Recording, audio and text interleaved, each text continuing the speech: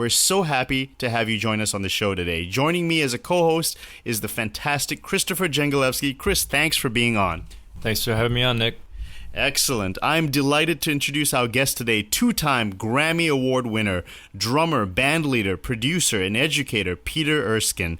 He has appeared on over 700 albums and film scores and has won 2 Grammy Awards, plus an honorary doctorate from the Berklee College of Music in 1992. 50 albums have been released under his name or as co-leader. He has played with the Stan Kenton and Maynard Ferguson big bands, Weather Report, Steps Ahead, Joni Mitchell, Steely Dan, Diana Krall, you name it, so many fantastic musicians. He's also appeared as a soloist for the London, the LA, the Chicago, Frankfurt Radio, Scottish Chamber, Philharmonic orchestras. Peter premiered the double percussion concerto Fractured Lines, composed by Mark Anthony Turnage, at the BBC Proms with Andrew Davis conducting, and has collaborated frequently with Sir Simon Rattle. He's also premiered the Turnage opera Anna Nicole at the Royal Opera House in London. Turnage has composed a solo concerto for Peter titled Erskine, which received its world premiere in Bonn, Germany in 2013.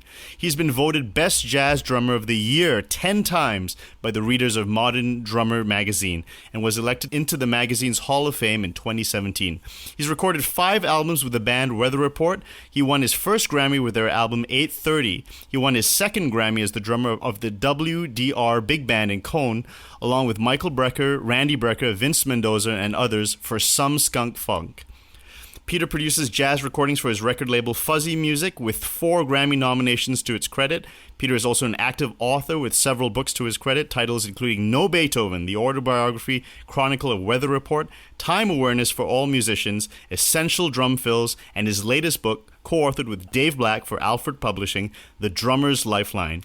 He's also authored a series of iOS play-along apps suitable for all instruments. Peter is a professor of practice and director of drum set studies at the Thornton School of Music, University of Southern California. Peter, welcome to the show. Wow, thank you. Geez, I got tired just listening to all that. I'm going to go back to bed. Truly an epic career. I mean, we were listening to a lot of your interviews, and I think other people have really done a great job covering your background when you were growing up. So I want to dive right into your work with, starting with the Stan Kenton Orchestra in 1972. You recorded 5 albums with them, National Anthems of the World, 7.5 on the Richter scale. Can you tell us a little bit about working with Stan Kenton? What was he like as a person, and describe your relationship with him and what you learned working in that orchestra?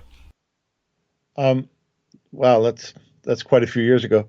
I met Stan when I was 7 years old. My parents drove me almost halfway across the country. This was back in 1961 to attend this week-long jazz camp that the Kenton Band was hosting.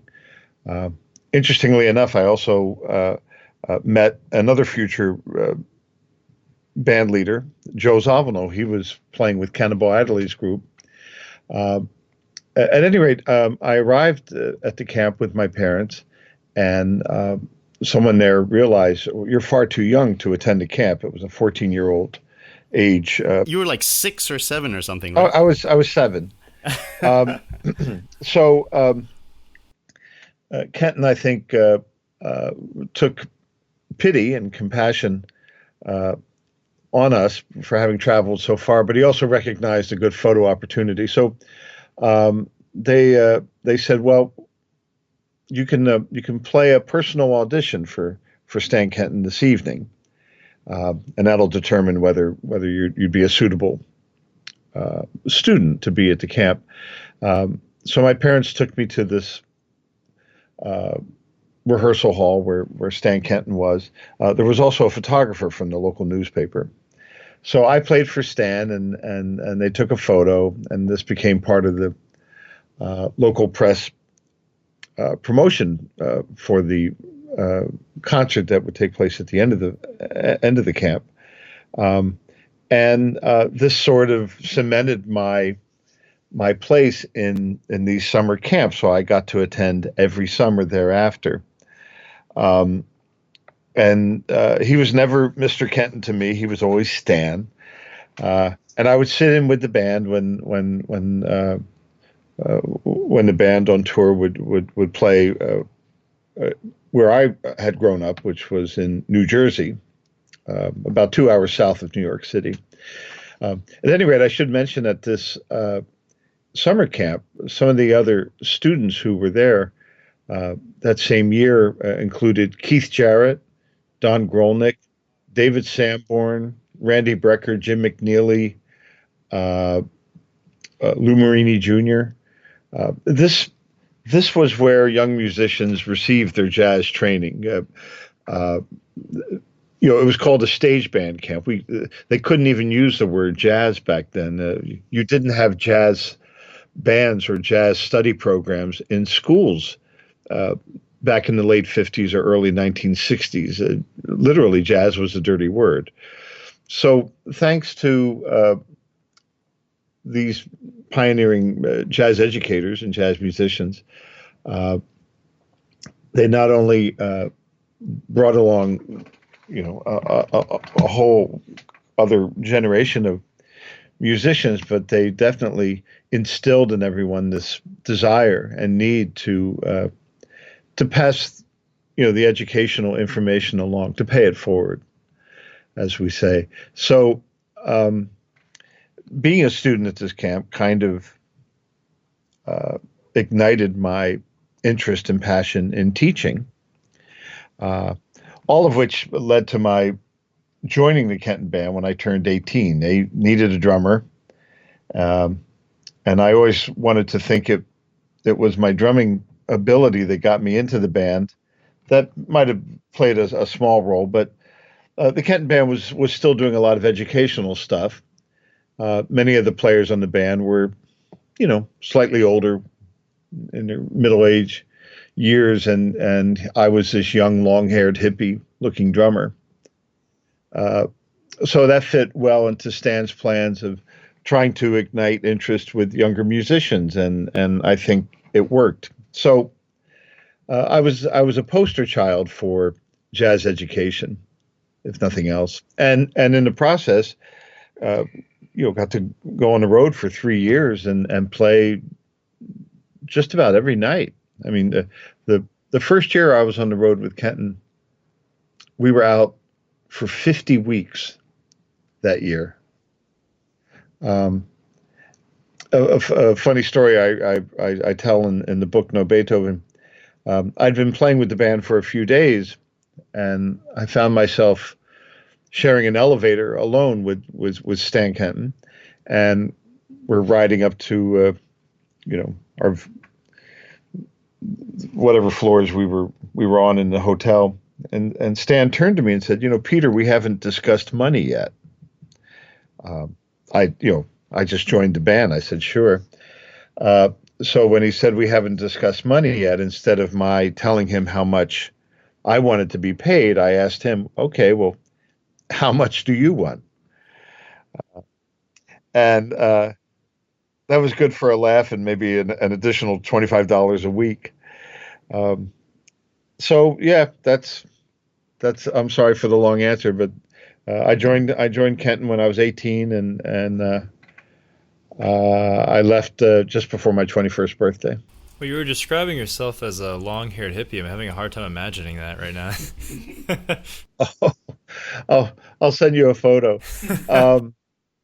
Yeah, I was a lean, mean, long-haired hippie drumming machine. So what was it like playing with much older musicians, being like the younger person in the group?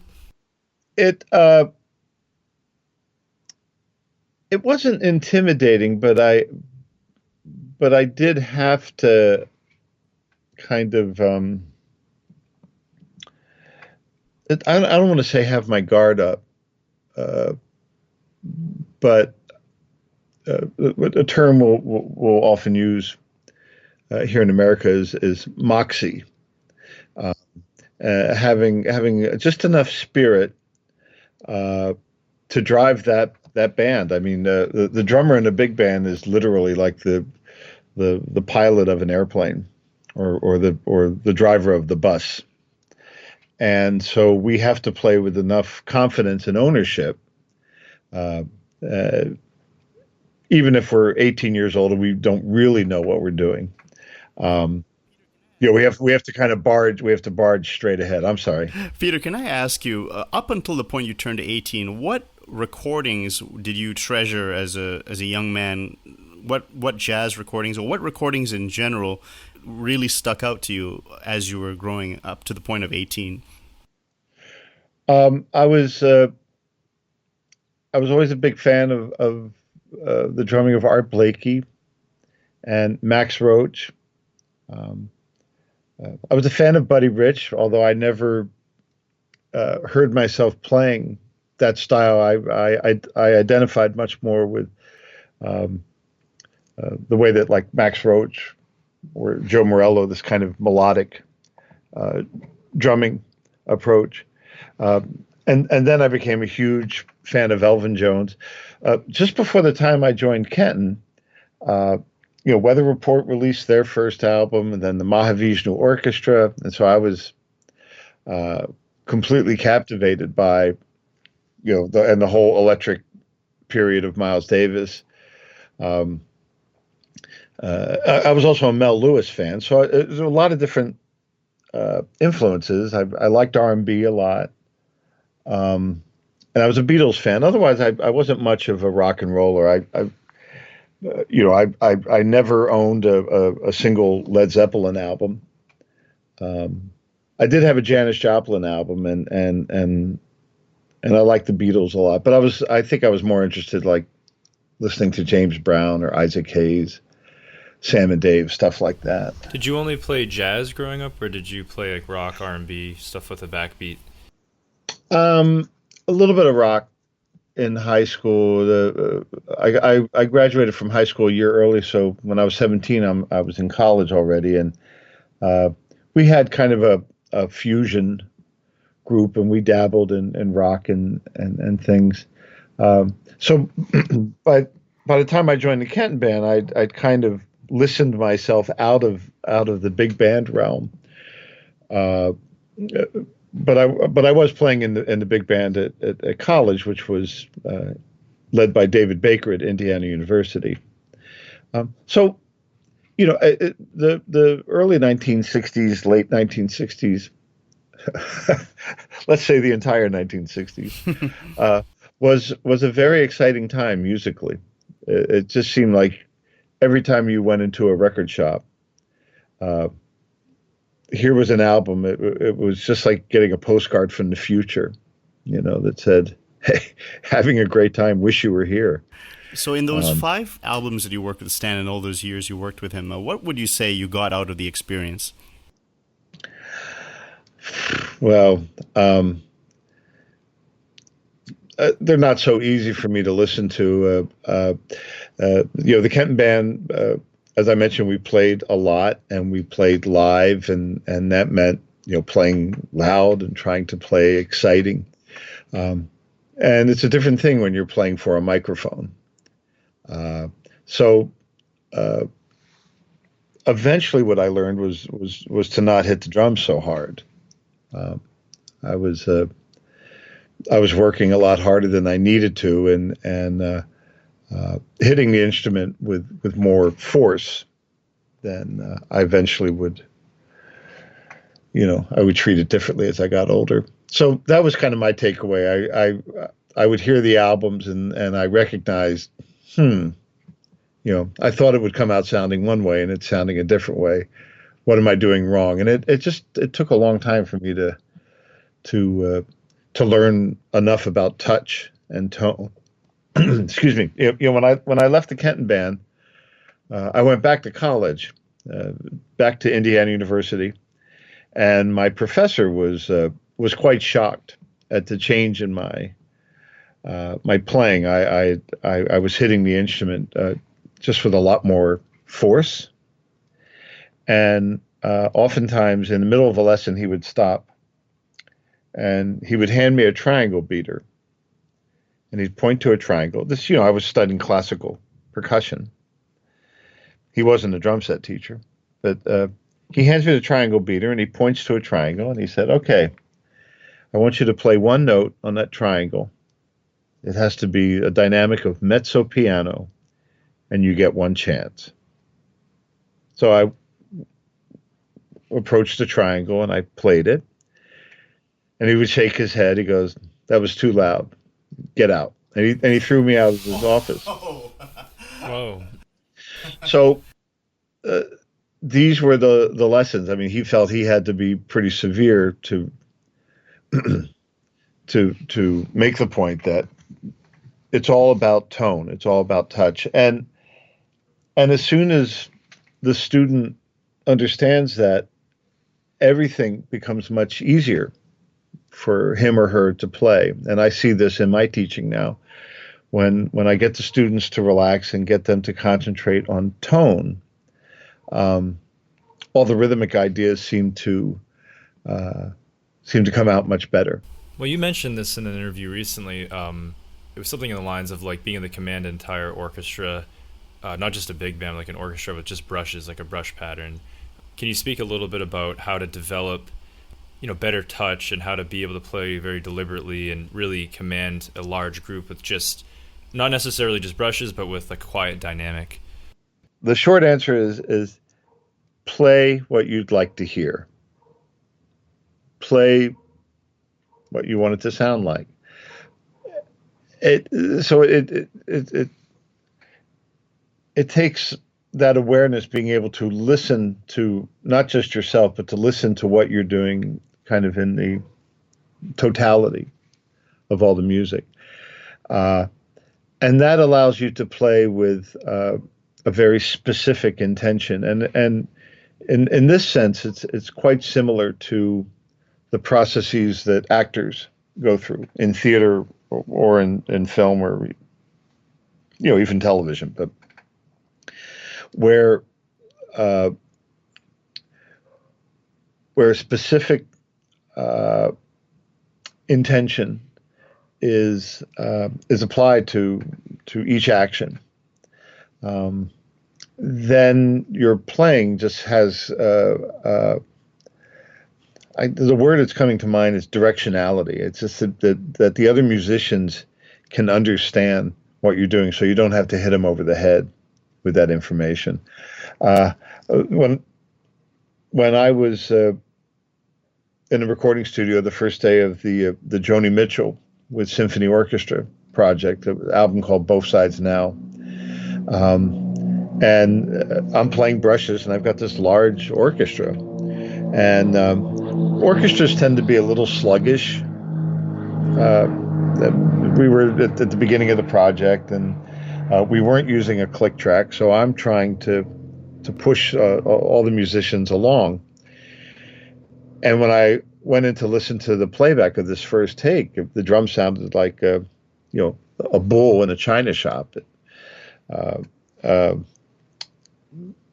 It just was too heavy, and so I didn't want to step on any of the vocals, and I didn't want to sound too muscular. These are love songs, So pretty quickly, I was able to figure out how to just provide rhythmic hints and to just trust that if I played a good, steady, but quiet, but insistent beat, that would work a lot better than trying to overplay the situation. So I think when I was younger, I used to just overplay a lot. You've done a lot of studio work. Were you always a good sight reader, and how did you develop it?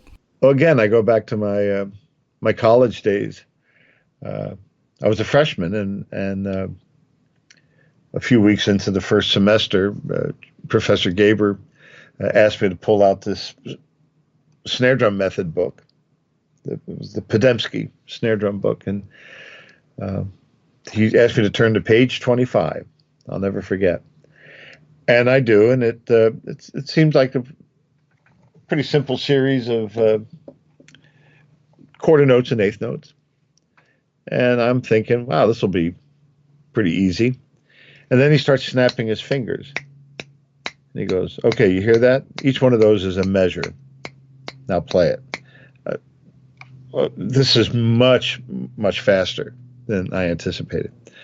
So I start playing, and I get maybe about 2 lines through the piece, and then I stumble and stop.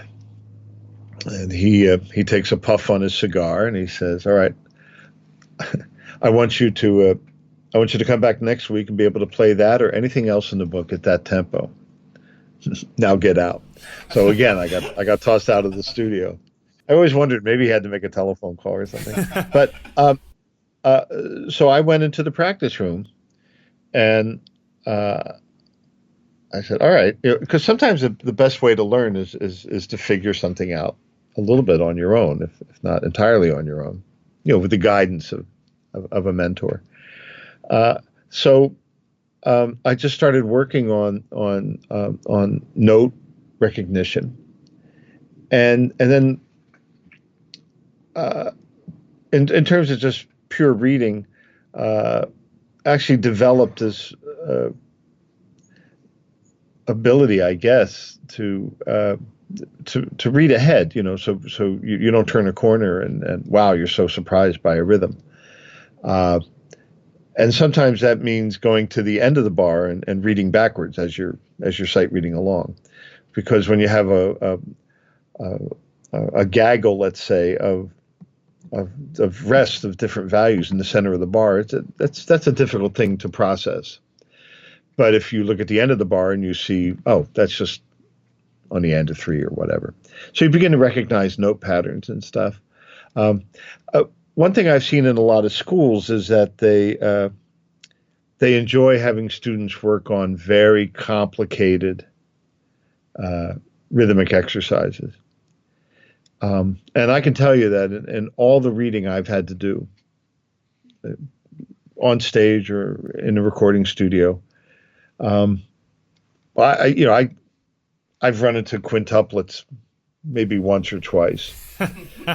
Groupings of 7 over something, I mean, almost never. But quarter notes and eighth notes all the time. I was going to say there's a few books that people have spoke about that are just like so unrealistic. Like you were saying, it's like, why not try reading something that you're actually going to see on a gig? And then there's children or college age kids that can read this pretty amazing stuff, but then you put some hits over time and they stumble. Yeah, I mean, unless you're going to audition for a Frank Zappa cover band, and that's a real thing, and there are a few groups that really delve into this very complicated stuff, but in the real world, it was interesting. I was doing a master class for kind of the entire student population at a pretty well-known school in New York City. And I passed out this page 25 and had everyone just tap it, tap the rhythms on their legs. And everybody stumbled. The reason that people stumble on this, by the way, one of the reasons is that the music is written, it sounds like it's in a 4-bar phrase, but there are 5 measures per line, per staff. And so we have trouble keeping place as we're reading when our brain hears one thing, but our eyes are seeing something a little bit different. And that's the purpose of the exercise. If you're interested in improving just your rhythmic reading ability, the Louis Bellson Modern Reading Manual, the 4/4 Modern Reading Manual, is an incredible book. It's so much fun. Louis Bellson wrote a lot of rhythms that sound the same, but he wrote them using different note combinations. So you get used to being able to chew and digest, any number of rhythms. Now, as far as interpretation goes, that just takes a little bit of experience, knowing how to turn a written rhythm on the page to a drum beat or a fill or a setup that'll feel good to not only the listeners, but most importantly to the other musicians you're playing with. Peter, can I now turn to just a quick word about your experience working with Maynard Ferguson and what you learned working with him after Stan Kenton? So after I went back to college for 1 year, Maynard called, and I turned down the invitation, I think 3 times. I just said, nah, I want to stay in school. They finally said, would you consider coming out just for the summer? So I said, okay. And by the time we played maybe the first couple tunes in the first show, I knew I wasn't going to go back to college. It was so much fun. So I think the most important thing I learned from Maynard was just how to be a gracious band leader or boss. He was the best boss I ever worked for. And whether your parents came to a gig or a girlfriend, no matter who it was in the band, he made those guests feel like they were the most important people in the world. And that's a great lesson. Can you talk about your time with Weather Report now? Well, it was thanks to Maynard that Jaco Pastorius got to hear me play, and I got to meet him, and then I got called for that. And in fact, I turned down the first invitation, which was to go and record with the band. And I just, frankly, didn't have enough confidence in my studio experience or abilities. Plus, it was right in the middle of a tour during the winter in the USA, and I was worried about possibly, not making it back to Maynard's tour in good time so I didn't want to hang him up. Big band is in trouble if the drummer's not there. So anyway, I think that made some sort of positive impression on Weather Report that I turned it down. So they called me again, and then the second time I jumped on it. Jaco and I were roughly the same age, and we were both half the age of Joe and Wayne.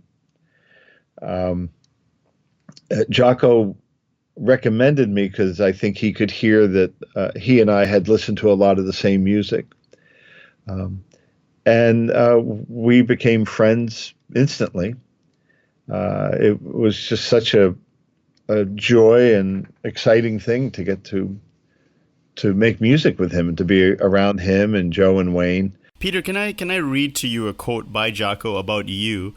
So he's talking about you. This guy's got chops like nobody else. He's a road rat already, and he's only 24 years old. He's been to music school, been playing drums since he was 4. Peter, he's put in tons of time working to, but he's also got incredible schooling and can really play. Man, he played Edgar Varese's Ionization and stuff. He's just out there. He can sight read and all that crap. And he's one of the nicest people you'll ever meet, so that helps. So you guys were really, really good friends. Yeah. They were impressed by the fact that not only had I played in big bands, but that I'd gone to music school. I don't know why, but they thought that was cool. Now, if Joe or Wayne had ever heard me with either the Kenton band or Joe and Wayne had played in Maynard's band when they were younger, but they were both somewhat intrigued by the fact that I had played with the Stan Kenton band. And I've said this before, if I'm pretty certain if Joe or Wayne had heard me with the Kenton band, they never would have hired me. But they liked the idea that I played with this Kenton band, that in their imagination, I think they were still hearing the band in the 50s, or the early 60s. So the fact that I remember I was backstage just minding my own business. There was a piano, and I started playing a very simple Bach piece that I had learned in college, for piano proficiency class. And I was never a good keyboard player, but I could play this one piece. And Jaco went and grabbed Joe and Wayne and brought them to hear me, and all of a sudden my bona fides really went up, and that impressed them. They were fun guys. It was a challenging environment. I was always the youngest guy in every band I was in, including the big bands and Weather Report, and then Steps, which became Steps Ahead, until Ileani joined and she became the youngest musician. I was always the young guy, so. It was a combination of that moxie, knowing that you have to prove something, but also recognizing that these other musicians have done this for a lot longer than I have, and I have a lot to learn. So I need to listen to them. So that kind of became my college, being on the road with these guys, and then the tricky thing was just trying to filter out the nonsense from the good information. What can you? How do you mean? Like, can you elaborate on that? Well, the old school jazz guys, there was a lot of chest thumping, and you can make the analogy to boxing. They would, they would throw a couple of test punches just to see what you were made of. Could you roll with it? Could you hang with it? Did you get intimidated? Did it frighten you, or could you fight back? And yet you didn't want to be disrespectful. So it was just finding this balance of being able to assure that kind of macho other that, I belong here. Let me ask you about your relationship with Joe Zawinul, and he's a great player, and I read from his history that he used to hang out with the person that I idolized, Barry Harris, and he was in learning, he had great models. So he was a bebop guy, and then he made a conscious decision to make his own original sound. And could you talk about your relationship with him, and how is he? Did you ever talk music with him? Do you know how his mind worked when it came to compositions and that kind of thing? We talked music all the time. I mean, that was mostly what we talked about. And the thing that impressed me, seeing Joe around his former bebop colleagues, was that he always took every available moment to pay his respects to them, and a lot of times these musicians were jealous of what he was doing in Weather Report, and with good reason. I think they felt that the band was upsetting the economics of the jazz touring scene. A production like Weather Report with carried his own sound system and lights and a crew charges much more for a concert than an acoustic jazz quartet. And there's only so much money to go around, so I think the thinking was, if Weather Report's playing all these concerts, it's less money for the rest of us. And Joe did everything he could to try to assure these older musicians that it could only ultimately be good for everyone if Weather Report can succeed on this slightly larger stage. So I was always impressed by the time and respect that he showed to all these players. And then he would bring a lot of those lessons from his bebop days into our discussions. Joe would always tell me things like to always compose when I play. They didn't want to hear me try to sound like someone else. They didn't want me to play anything out of habit. And it often led to, trying to reinvent the wheel, and you start playing beats upside down and backwards just because they don't want to hear the obvious choice, when the obvious choice would have been the obvious choice.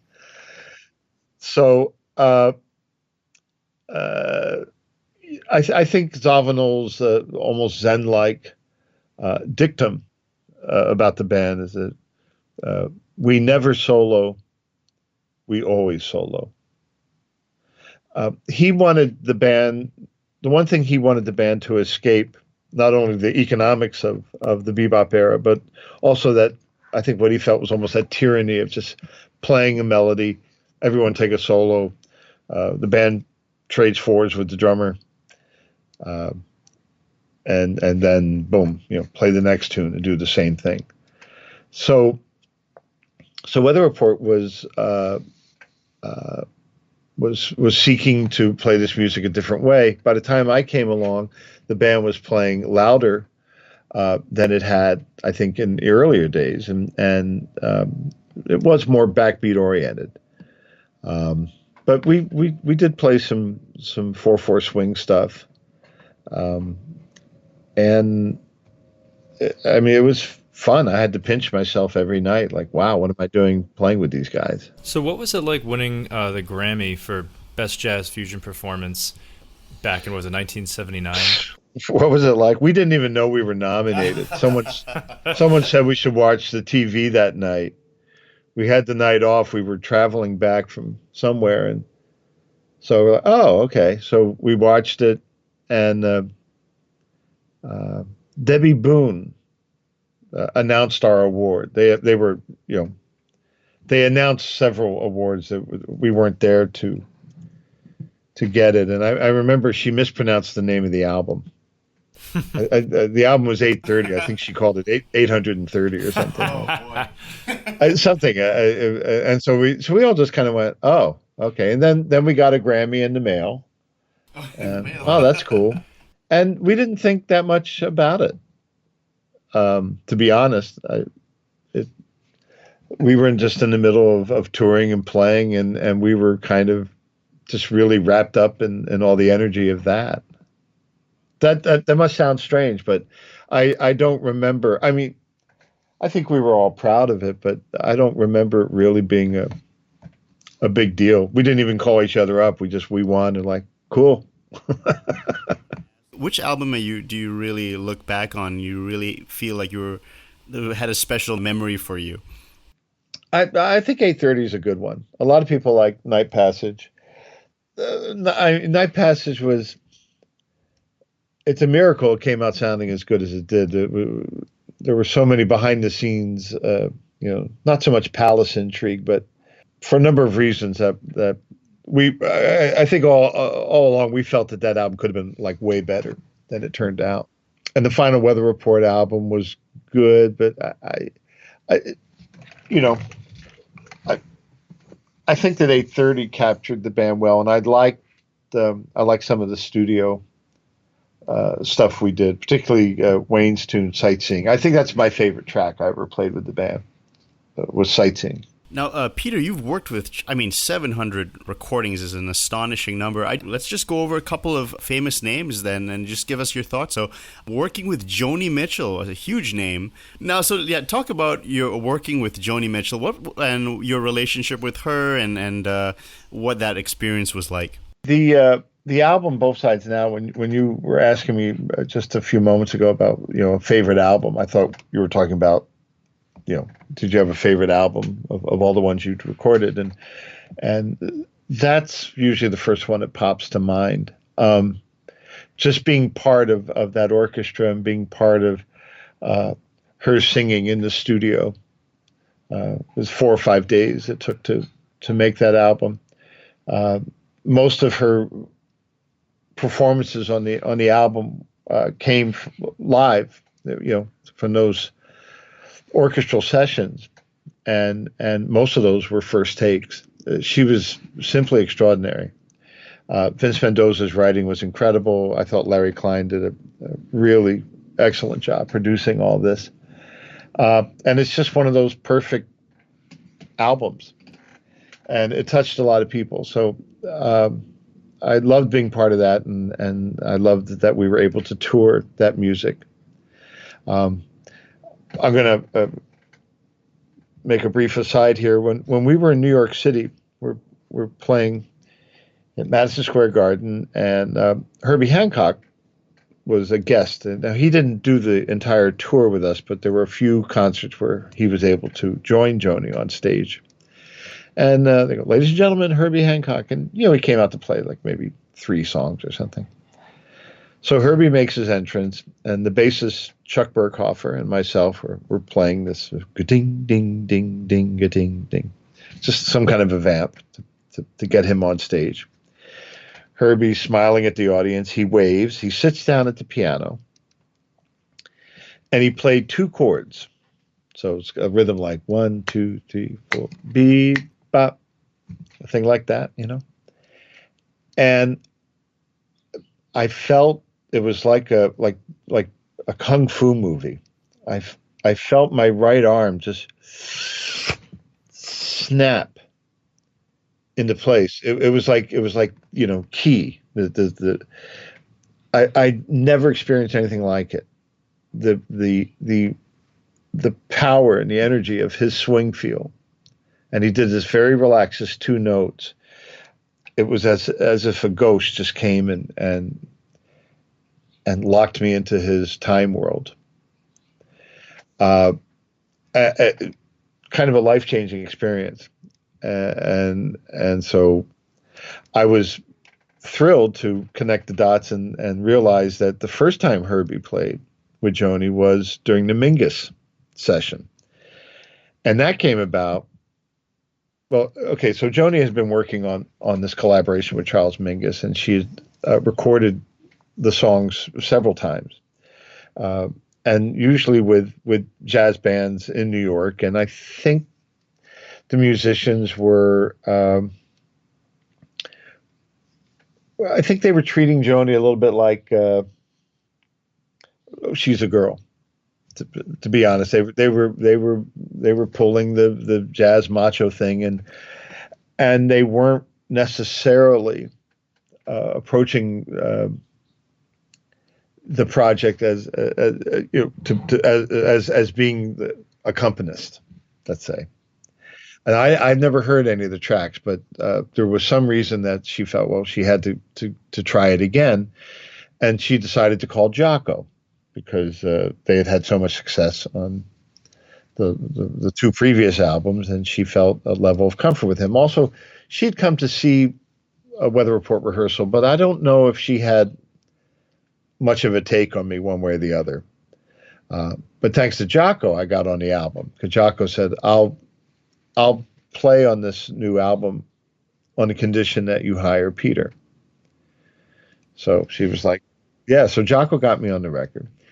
And then we're in the studio with another pianist and arranger, a wonderful arranger named Jeremy Lubbock.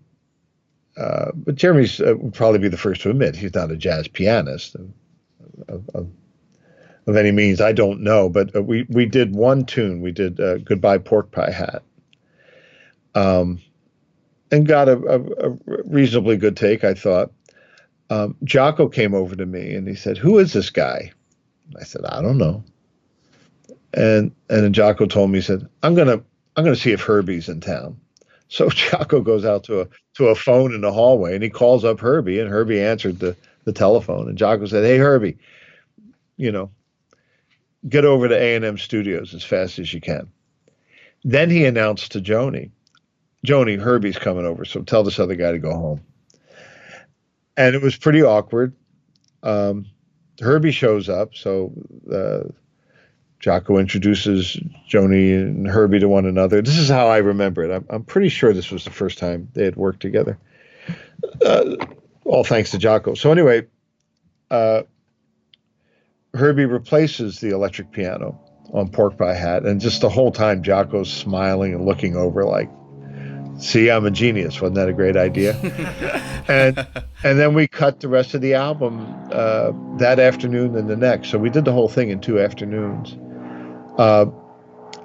I'd never played song forms that were so long, and for me, trying to find the horizon, the arc or the shape of the music, particularly because I was still just 24 years old. It was challenging, and I'd probably do a better job now, but it came out pretty good, and I especially like Dry Cleaner from Des Moines. That was a fun tune. So the 2 Joni albums were fun. She's just an incredible treasure of an artist, and who, at least people my generation, who didn't grow up with her music being the soundtrack of our inner romantic life, that movie. Well, it's an interesting point. You've played with so many of like the just absolute greatest musicians and bands that have ever existed. But one that stood out to me because of there being so many great drummers that have played with them is Steely Dan. And I wonder, what was that like? How did that all come to be? Who are the who was the drummer before and after you? Just because, they've always played with just the absolute greatest drummers and percussionists. Well, there was no drummer before me per se, because the band had not toured or recorded in quite a few years. I mean, this tour in 1993 was their first tour in 20 years. I was not their first choice. I don't know how far down the list I might have been. And I'm pretty certain that it was Walter Becker who pushed for me, because, Donald and Walter had both heard me play in New York, but I'd worked with Walter on a few recordings. And at any rate, I was as surprised as anybody to get the call. And I couldn't resist. I was in the middle of doing a number of VCM projects at the time, and I like Steely Dan. I wasn't their biggest fan. I had to make a cheat sheet. I didn't know which beat went with which tune. I just knew a few songs. But my ego, I have to admit, got the better of me, and I just thought, this is pretty cool, to be the drummer on this. And it was the hot tour of the summer of '93. So I had a lot of fun. They were not at all picky about what I played so much. They were very particular about tempo, and it was great training. Rehearsing music that much and really learning how to lock into a particular tempo. It was a great band they put together, and it was a treat. And of all the gigs I'd done, I think my kids enjoyed that the most. The next year, I toured Japan, and then at the beginning of the tour, the guitarist Drew Zing and I, we found out we were the only two not being invited back for the upcoming summer tour. Now, for me, I can't say it was expected or unexpected. It didn't devastate me, and I was kind of glad, because I said, well, that solves that question. Do I do it or not? Because I wasn't really certain I wanted to commit another summer to playing that. Yeah, there were moments during the first tour I would put on a Keith Jarrett trio album, and I'd look in the mirror of the hotel room and just ask myself, what am I doing out here? This is not my thing. But for Drew, it was terribly disappointing, and no matter who they replaced him with, that player would not be as good as Drew Zing was. I thought Drew was the perfect guitar player for that band. You mentioned a name earlier, which piqued my interest. You mentioned Vince Mendoza, and we had a guest a few months ago, the great Alan Broadbent, and I know you've worked with Alan on developing Story, but let's talk a little bit about Vince Mendoza. You've recorded quite a number of albums with him. Well, I met Vince in 1983 or 84. He was a student at Ohio State University, and he came up to me, this skinny kid with a bit of a mustache, and said, "Hey, Mr. Erskine, I wrote this for you. Maybe you want to look at it?" And I'm like, "Yeah, okay, fine. Don't bother me. I was having lunch." And then we rehearsed this in an incredibly difficult thing to read, complex. And as soon as I heard it, I'm like, "Wow, this guy wrote this? This is amazing." So we became best friends right away, and I remember I think after the concert, Vince and I we decided, let's just hang out. We went out, we had a private dinner, and then I went to the airport. This was a talent like none other. So anyway, a few months go by, and I got an opportunity to write some music for a play, a Shakespeare play, Richard II. And I'm composing, and I've come up with a chorale for French horns, and I sent it to Vince. I put it in the mail and just said, I'm wondering if you could help me with just to make sure that the range is correct and that the voicings will work okay for the French horns. And I receive a package a few days later. He's completely reorchestrated this thing with beautiful voice leading and all this stuff. So I use that for the recording session. And I'm like, holy cow, this guy's something else.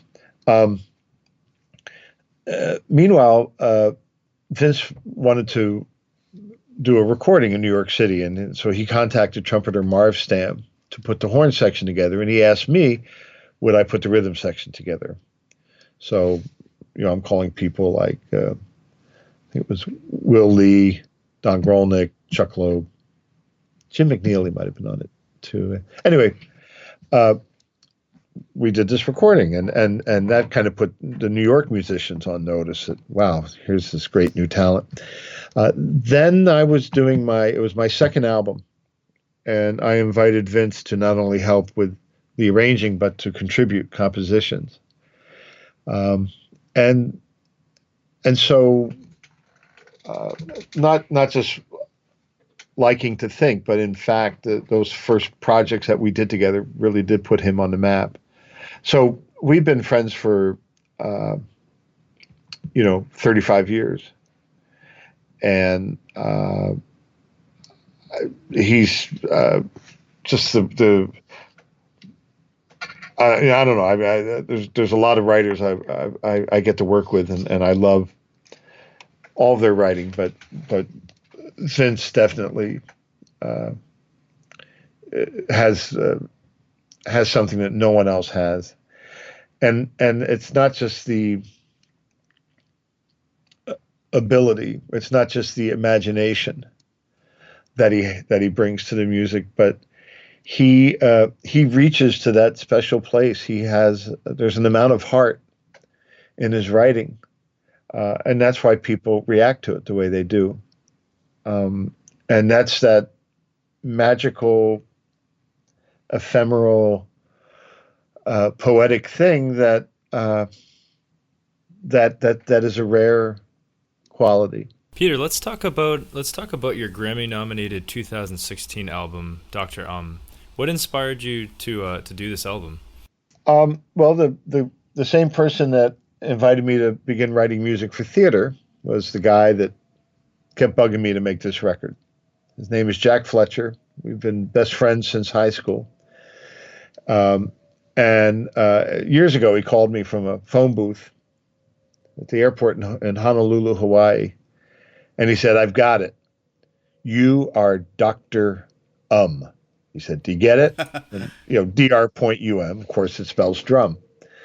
And he said, jazz has gotten so boring, and there's a whole way that, these concerts should be presented visually. And he had this whole idea with lights, and he was kind of ahead of his time. Anyway, I that was on the back burner, and all of a sudden, I think it just popped up to my head. I said, I have to do this Dr. Thing. And this was after years of being invited to participate in either, interviews or recording projects or concerts that were in memoriam or in tribute or paying homage to Weather Report, or Jaco Pastorius or Joe Zawinul.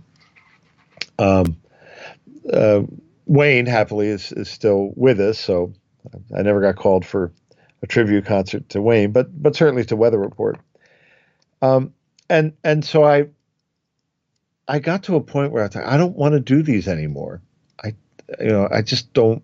I don't want to get up there and play Jaco's compositions with other people. I'm tired of it. I liked playing it with him, and so I had made a emotional and maybe intellectual decision to just not do it anymore. So Dr. Was like, well, maybe I can approach this music on my own terms. And I found John Beasley, and he was the perfect person to help me put this together. a wonderful bass player named Yannick Guizdala was the third part of the picture. And then we invited in some guests like Bob Shepard on saxophone and Jeff Parker on guitar, also Larry Coons, a great guitarist, to complete the album. My good buddy Aron Serfati plays percussion on it. And I was shocked and delighted when the album got a Grammy nomination. I decided, well, let's do this again. Found a wonderful bass player named Benjamin Shepherd from New Zealand, who is the most excited I've been about a bass player since Jaco. This guy is something else. And we did an album called Second Opinion, playing on the whole doctor thing.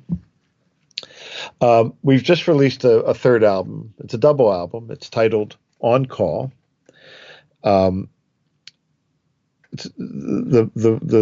first disc is a studio recording, and the second disc is from a concert we did in Italy in 2017. And it was just one of those magical nights, and I think it's the best album that I've played on. My drumming is I'm really pleased when I hear the album and I like it. A lot of times you're asked, what's your favorite album, and the stock clever question is the next one. But in this case, I'll say the most recent one. So On Call. It really is good. I've been hearing it on Spotify. It's just an amazing album, and I encourage everybody to go check it out. We've had John Beasley on the show before. He's a fantastic musician, and you've worked with him before. Could you talk a little bit about John himself and what your connection is with him and him as an artist? This is how the dots connect. When I was talking about Vince Mendoza, we met because he had the courage or the willingness to come up and introduce himself to me. And we became best friends, and we've been musical colleagues for 35 years. John Beasley and I met on a project that Walter Becker produced. And John and I may have met before that, but that was the first time we really collaborated. And so the musicians you meet, the friendships you make, can become a very important part of your musical life. This is something we try to make our students aware of at the Thornton School of Music at USC. Is these lifetimes will last a friendship. No, these friendships will last a lifetime. I like that. Wait, these lifetimes will last a friendship. Yeah. I think I need more coffee. Your listeners should understand that it's quite early in the morning here. I can't believe the time's flown by. We're almost at the end. We just have a couple of super quick fun questions we want to ask you. And you don't need to spend a lot of time on your answer, but I just want to name your favorite three bass players. My three favorite bass players. Gosh. Well, Mark Johnson on acoustic bass. John Patitucci is also wonderful. I work with Dara Goles now here in Los Angeles. He's great. Those are acoustic players. Electric players, of course, Jaco, Will Lee, Benjamin Shepherd, and I have to also add my nephew, Damien Erskine. He's wonderful. So that's 7 bass players total, but I divided them electric and acoustic. That's good. What about favorite keyboard or piano players? Ooh. Alan Pasqua, John Beasley, Alan Broadbent is great. Of the players who are no longer with us, I always loved playing with Don Grolnick. Joe Zawinul, of course, was amazing. I think my favorite jazz musician, the one who I think is just the most incredible, would be Herbie. Just for any number of reasons. I'm not doing a good job, fellas. I'm sorry. Next one, I promise to keep it to whatever number. No, we love this. Now, you studied classical percussion. Who are your favorite classical composers? Oh, gosh. Um, well, yeah, of course, Bach is wonderful. I like Brahms a lot. Uh, Intellectually, I love Beethoven.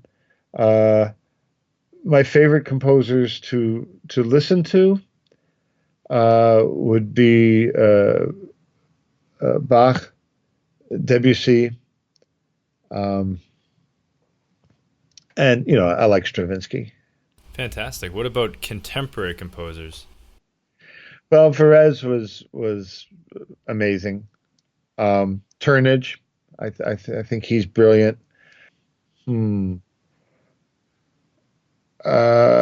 Messiaen. It could also be jazz or pop if you wanted to include.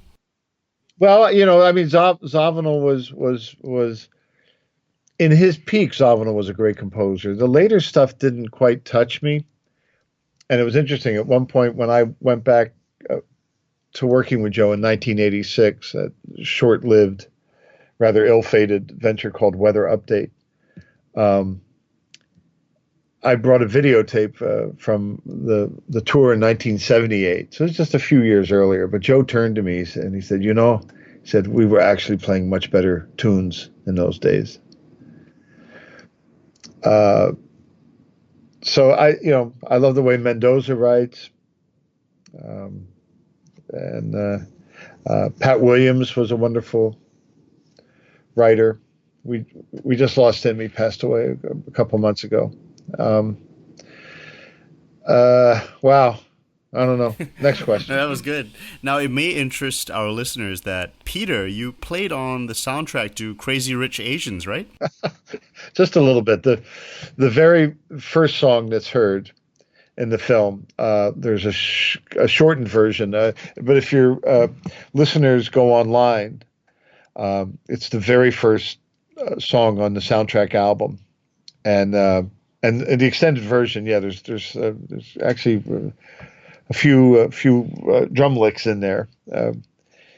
We recorded that at Warner Brothers, and that was a lot of fun. And of course, because I'm married to a Japanese woman, and our daughter is half Asian, half Caucasian, I was quite excited that there was this film, Crazy Rich Asians, and it's just been thrilling to see that so many people went to see the film. And my wife and I went to one of the earlier screenings, and the audience was 50-50, 50% Asian, 50% Caucasian, and everyone just had a wonderful time. It's a very fun film, and it sure made me want to come back and visit Singapore again. Come back. Oh yeah, we definitely. I would love to. It's a beautiful place.